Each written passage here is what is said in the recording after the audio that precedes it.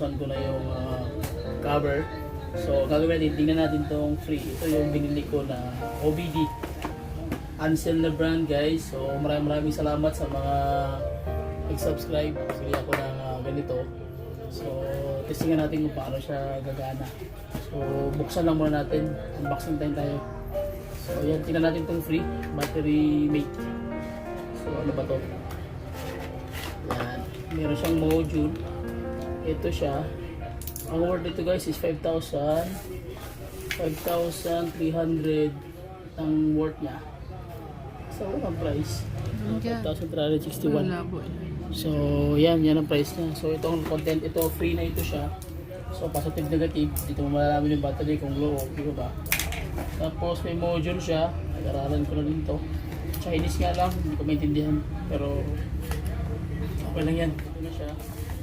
So ito yung scanner na nabili ko, pangalawang bili ko na to, dahil meron akong isang nabili na encounter natin. So buksan natin guys. So merong candy, pangtanggal ng baho. So ito na siya naman, wala siyang screen. So ayan lang siya kasimple. Ayan.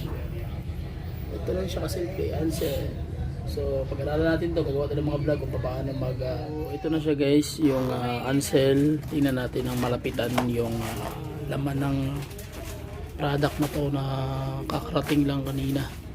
So Ancel FX2000 OBD or EOBD plus scan. So yan siya kasimple. Tingnan natin yung itsura niya. Saksakan yung port, saksakan ng port. Tapos sa likod ganyan lang siya kasimple. Ayan. Okay, sa ilalim nilagay ng USB. Yan. So ganoon siya kasimple guys. Ito yung cord nya.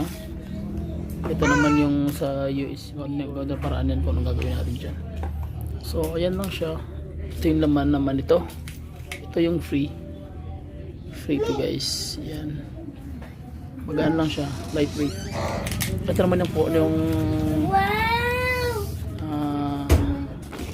module, scanner.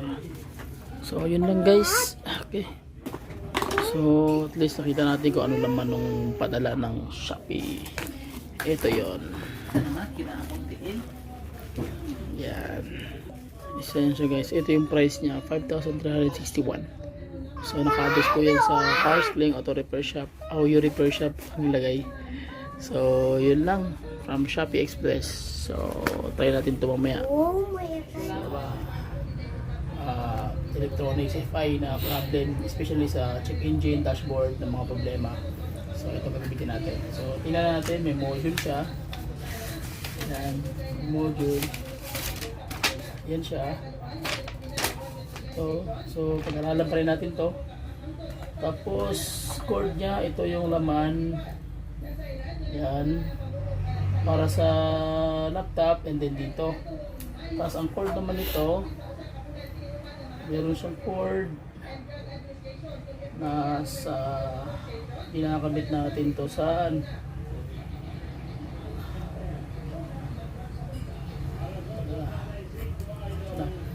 So ayan, cord naman ito papunta sa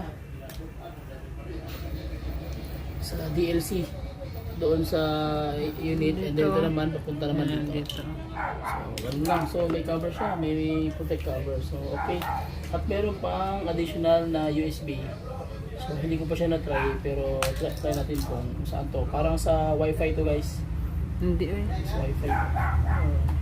Sige, yun lang. Maraming salamat. Bye bye.